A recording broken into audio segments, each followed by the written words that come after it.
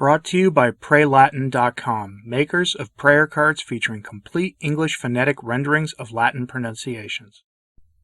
I'd been waiting for Cardinal Cupich to issue his restrictions on the Latin Mass, using Traditionis Custodes and the response to the fake dubia as his excuse. We now have that statement from Cupich, as well as some interesting remarks from a few other bishops in the Church who are clearly dissenting from Francis's draconian and heretical actions against the deposit of the faith. And this begs a question. While their words are often good, what will they do to actually preserve the faith in the face of modernism running amok?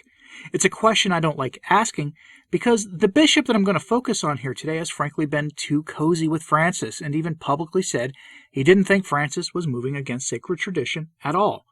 Then the response to the fake dubia was released, and I guess he woke up at least a little bit. So let's dive into the story.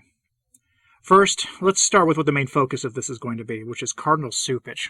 Over at Canon 212, Frank Walker, the website's proprietor, provides us with his frankly brilliant summation of Cupich's actions in the form of this rather spicy headline.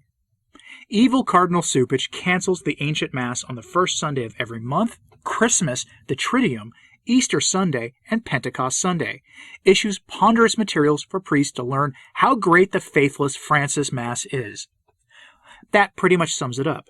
Moving forward, no traditional liturgy is available in his archdiocese on the first Sunday of every month, nor will it be available on the major feast days of the year, which also means pretty much no traditional ordinations, confirmations, or the like, since they typically take place on those Sundays. And it is an evil act, one that was hatched from the twisted cortex of the modernists who revel in inflicting suffering on traditional Catholics. From the Vatican News article on this that Mr. Walker linked it to, we get Cupich's reasoning. Quote, Cardinal Cupich explains in a cover letter accompanying the new policy that he began a consultation process as soon as Traditionis Custodes was published. Liturgists, as well as those priests and leaders of religious communities ministering to communities who attend Mass celebrated in the earlier form, were among those consulted, he writes. Most of the priests and faithful in the archdiocese always celebrate the Mass with the new rite, he admits. However, he asks Chicago's parish priests to be aware of the developments surrounding Traditionis Custodes, and says they need to be able to answer the questions about it. In continuity with Pope Francis's own desire, Cardinal Cupich states the hope that this policy will foster a renewed understanding of the foundations of the liturgical renewal. He also hopes that the priests will share this with their respective parish communities. The Cardinal then connects rediscovery of the value of the liturgical reform with the Eucharistic revival launched by the U.S. bishops at their November plenary meeting. To this end, the Cardinal says that the Archdiocese's liturgy office will be providing materials and support to priests in providing liturgical catechesis and formation so the faithful can come to a better understanding and deeper acceptance of the restored and renewed liturgy that is part of the precious heritage of the Second Vatican Council. End quote. Restored liturgy. Give me a break.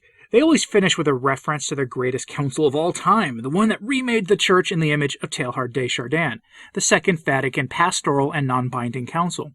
But now it's binding, 60 years after Paul VI assured us that it defined no doctrines or dogmas that had not previously been defined, which is what usually councils do. Now we must submit to the ideas put forth by a council that endorsed ideas that previous councils categorically rejected, and embrace ideas that popes not a century earlier rejected in formally promulgated and binding documents, like the Syllabus of Errors.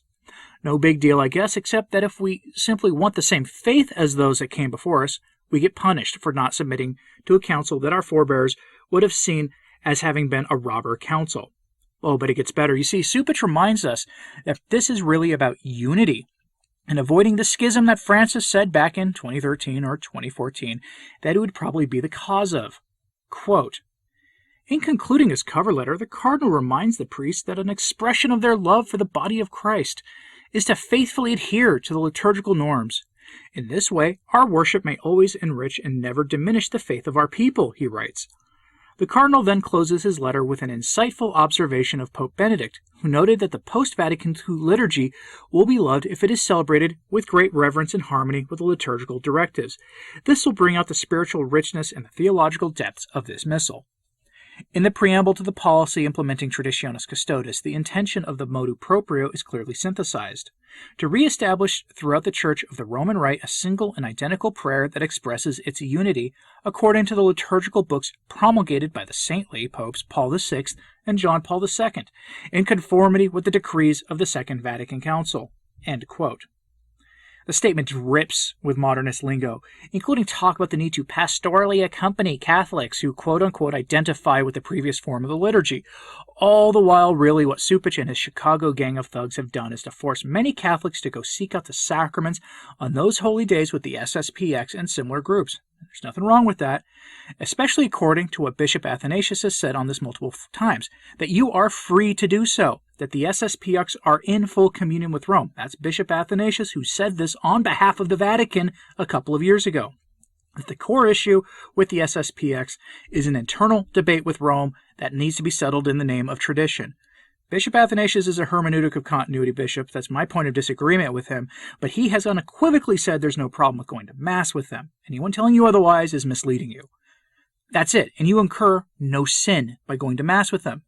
Again, Bishop Athanasius has said this numerous times, and in today's show notes at returntotradition.org, I'll include a link to where he goes into this topic in greater detail. But I don't want to talk about Bishop Athanasius here. On Monday, I gave you the story of one group of traditional priests who are resisting Francis and Roche, regardless of the cost.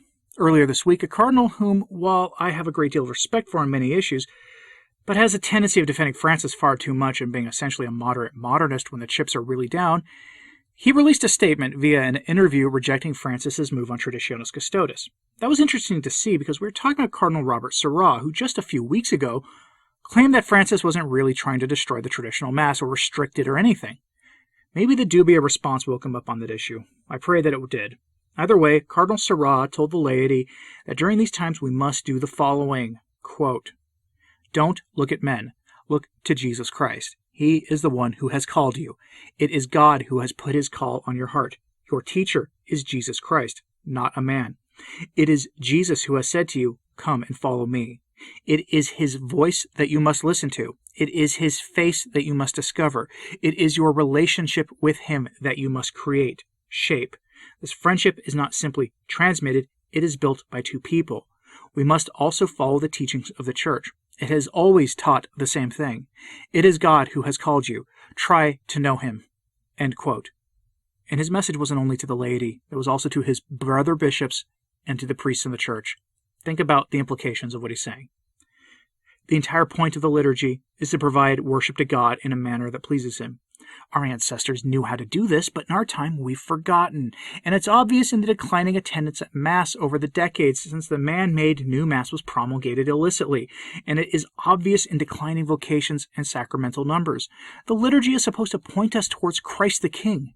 And instead, the man-made vulgar rite, as my friend Bug Hall calls it, it points to man and is man-centered. Cardinal Sarah also echoed what Benedict said in the flawed Summorum Pontificum when he said, quote, "What was holy and sacred yesterday cannot be condemned to disappear today. What harm does the traditional Mass cause? What harm? If somebody can learn to encounter Christ in a Mass celebrated in silence, in respect for the sacred, let them not hesitate. Everyone wants to grow in God. Why prevent them from doing so? This is not a revolt. They are not in any way denying the Second Vatican Council, quite the contrary." End quote. Cardinal Sarah speaks about most Catholics who attend Mass with traditional groups. That is true, though I think he and other defenders of the traditional liturgy in the mainline Church are mistaken. There is a great deal of suspicion about Vatican II among the laity. You hear it whenever the Council comes up in conversation among Latin Mass Catholics. It's just unavoidable.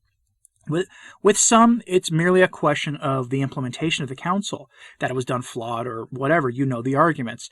But for many, it's the whole question of infiltration and everything that it implies and everything that flows from it.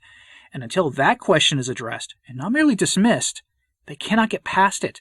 It's a sad thing, too, because instead of addressing our questions, they simply try to hammer us, which makes us look vindicated in the eyes of many Catholics. At the very core of this is the point we make about the new Mass being man-centered. You see this in the priest facing the people, the use of the vulgar or common tongue in the liturgy, the shaking hands with your neighbor part that most people admit greatly disrupts the Mass, and frankly, most Catholics who go to the new Mass hate that part of the Mass. And you hear it in the sermons that are always about various social concerns instead of the four last things: the reality of sin and Gehenna, our coming judgment. Name the thing you never or rarely hear about at Mass and replace with all too many homilies spoken in support of the work of Caesar, and you are left with the inescapable feeling that the liturgy has become man-centered, meaning that it worships man. If you have that feeling that you can't quite shake, then consider this last part of Cupich's decree. Quote, however, Latin Rite Catholics in Chicago will unite in celebrating the liturgy exclusively according to the Novus Ordo Missae on specific days during the liturgical year: the first Sunday of every month, Christmas, the Triduum, Easter Sunday, and Pentecost Sunday.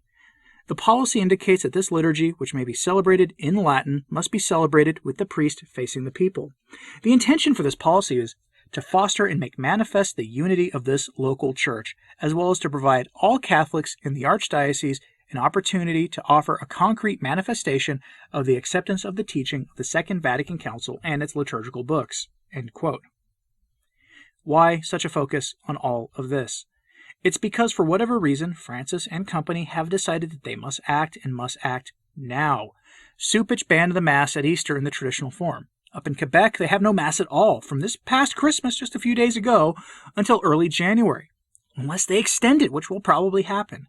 Cupich speaks for Francis among his brother bishops in America, and so now we wait for the dominoes to fall in other dioceses, for them to fall in lockstep behind Cupich. This has all the makings of a schism, but again, we'll have to wait and see.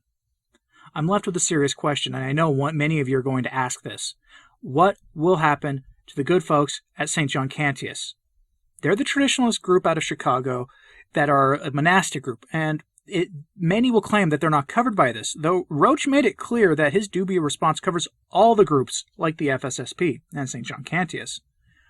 Will they submit? This strikes me as a trap meant to open the door for an explicit act against groups like St. John Cantius and the FSSP.